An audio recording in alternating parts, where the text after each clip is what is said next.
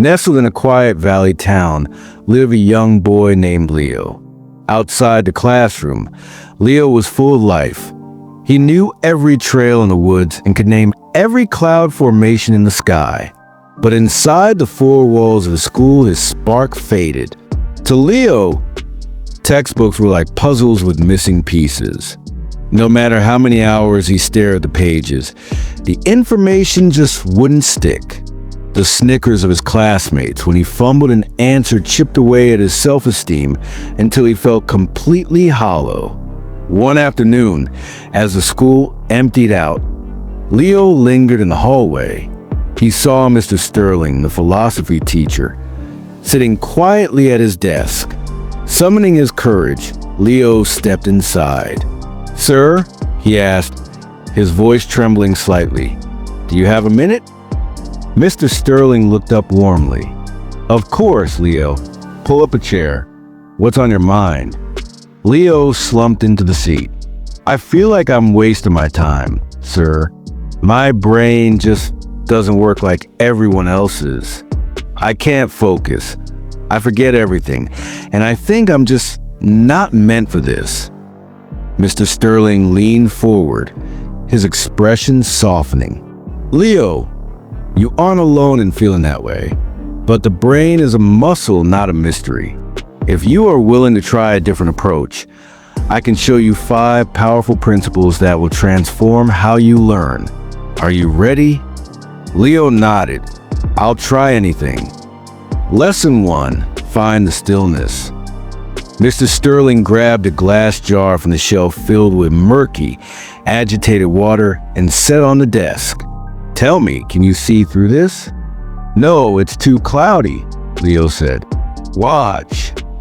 They sat in silence for a few minutes. Slowly, the sediment drifted to the bottom, leaving the water crystal clear. "Your mind works the same way," Mr. Sterling explained. "When you are anxious or rushing, your thoughts are like that swirling mud. You cannot perceive clarity through chaos. Before you open a single book, spend 5 minutes doing nothing but breathing. Let the mud settle." Lesson 2, anchor to the now. The teacher lit a small candle. "I want you to stare at this flame. Your mind is going to want to travel. It will drift to the mistakes of yesterday or the test anxieties of tomorrow. Don't let it. Every time your mind wanders, gently pull back the flame." Leo tried. It was hard at first. His brain was noisy. But eventually, the noise faded and only the flame remained. "The past is a ghost and the future is a fantasy," Mr. Sterling said. "Power exists only in the present. When you study, be here, nowhere else." Lesson 3, absorb, don't deflect.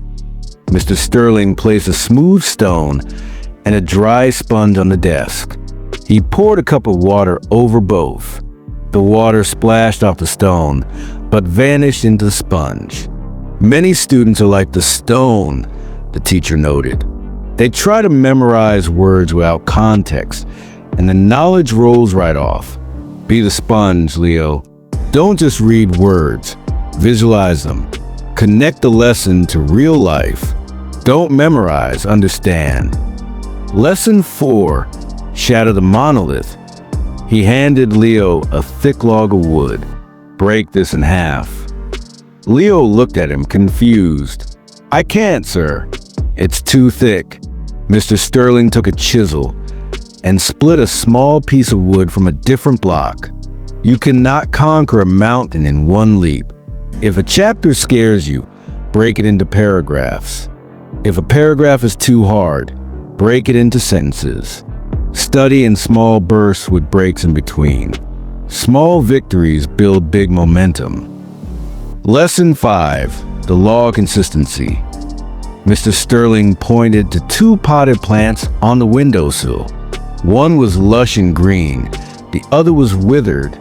"I gave the second pot a gallon of water, but only once a month. The first pot, I gave just a sip of water every single day." He looked Leo in the eyes. Cramming is like flooding a dying plant. It doesn't work. 20 minutes of focused study every day is infinitely better than 5 hours once a week. Consistency is the secret sauce of success. Leo took these 5 lessons to heart. It wasn't an overnight miracle.